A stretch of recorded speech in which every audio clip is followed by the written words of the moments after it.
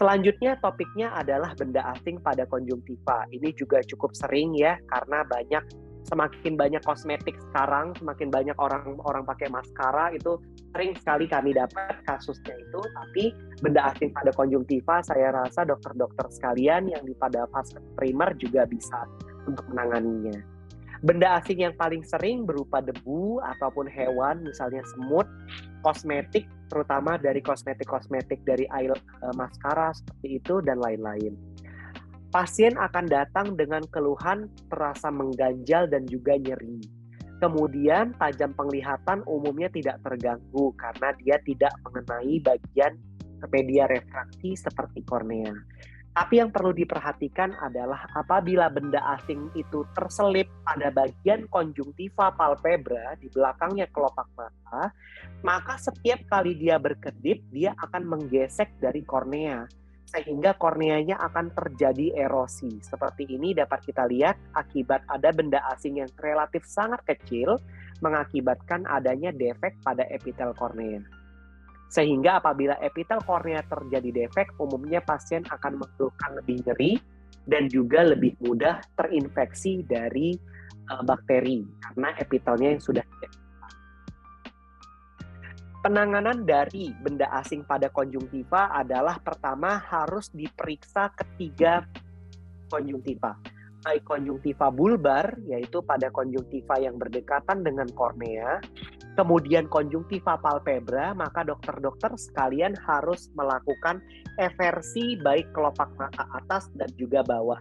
Jadi pasien harus dibuka kelopak mata bawah dan juga eversi juga kelopak mata atas seperti ini, untuk mengevaluasi dan memastikan benar-benar tidak ada benda asing yang tertinggal. Lalu benda asing ini dapat diangkat dengan cotton bud ataupun menggunakan forceps khusus mata ataupun menggunakan spatula yang berujung tumpul.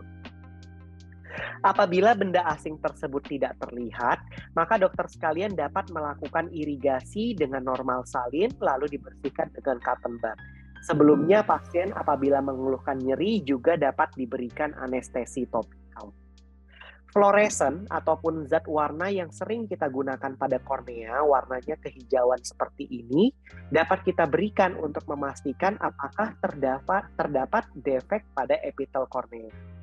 Apabila terdapat defek epitel kornea, maka dokter dapat memberikan antibiotik topikal, antibiotik tetes misalnya.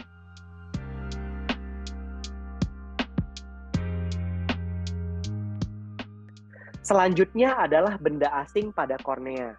Ya, benda asing kornea ini cukup sering kita temukan, terutama misalnya pecahan gram, misalnya pekerjaan dia sebagai penggerinda ataupun misalnya tukang las. Kadang-kadang adanya pentalan gerinda, tapi pentalan itu akan lari ke kornea seperti ini.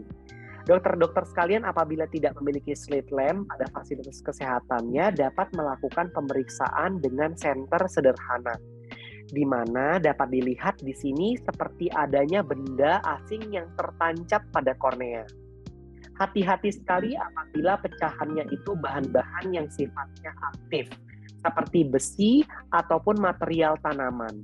Karena apabila besi, dalam waktu 24 jam umumnya sudah mengakibatkan terjadi oksidasi. Sehingga nanti kami bukan hanya mengeluarkan besinya, tapi kita juga terpaksa mengorek dari karat-karat yang di sekitar benda asing tersebut. Apalagi material tanaman. Material tanaman biasa membawa kuman seperti bakteri ataupun jamur yang apabila epitel dari korneanya ini sudah rusak mengakibatkan kuman tersebut lebih gampang untuk penetrasi ke bagian dalam kornea. Keluhan pada pasien biasa dia mengeluh matanya mengganjal dan juga karena dia bendanya pada kornea, biasa dijumpai juga adanya trias kornea, yaitu adanya fotofobia, kemudian hiperlakrimasi, dan juga dia ada nyeri. Manajemen pada kasus ini umumnya kita akan melakukan ekstraksi benda asing. Ya, biasanya benda asing ini kalau pada kornea itu relatif lebih mudah ya, dia tidak terlalu tertancap ke bagian dalam kornea. Mungkin dokter dapat membantu untuk mengeluarkan bendanya itu menggunakan cotton bud.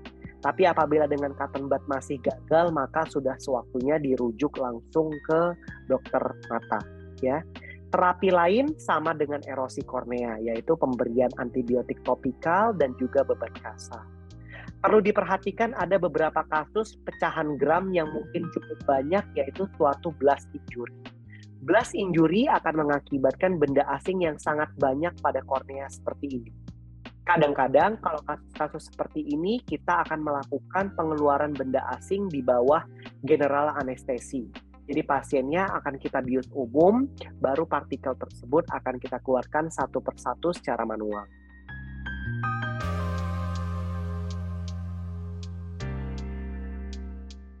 Selanjutnya, sebuah komplikasi mungkin dari benda asing kornea ataupun ini sering sekali terjadi, yaitu erosi ataupun abrasi kornea.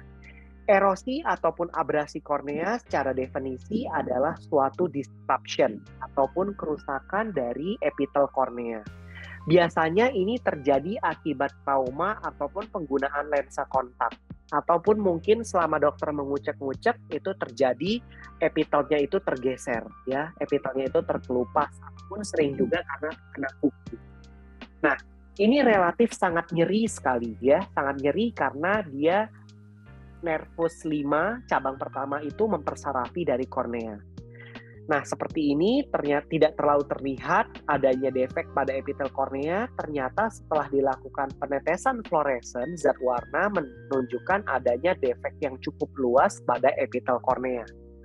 Pada kasus-kasus seperti ini, biasa pasien kita anjurkan untuk beban tekan matanya dengan kasa selama 1x24 jam. Jadi, biasanya pasien kita berikan antibiotik salep ataupun antibiotik eye drop, lalu pada kelopak mata, kemudian matanya kita bebat kasa selama 1x24 jam. Bertujuan dalam 24 jam diharapkan terjadi reepitelisasi dari kornea. Ya, reepitelisasi umumnya sudah mulai terjadi dalam 24 jam pertama.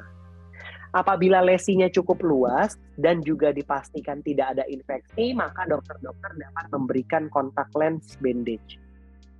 Bandage kontak lens adalah suatu lensa kontak tanpa power yang dia sangat lentur, sehingga dia memang ditujukan untuk memproteksi dari wound healing epitel kornea. Dan juga bandage kontak lens dapat mengurangi nyeri dan juga mempercepat epitelisasi kornea tadi.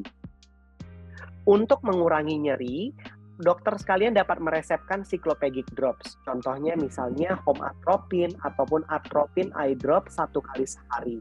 Tujuannya itu dia akan mengistirahatkan iris sehingga dia mengurangi zat-zat peradangan yang mengakibatkan nyeri. Ataupun apabila tidak tersedia cycloplegic drop, dokter sekalian dapat memberikan topical ataupun oral NSAID dalam 24 hingga 48 jam pertama.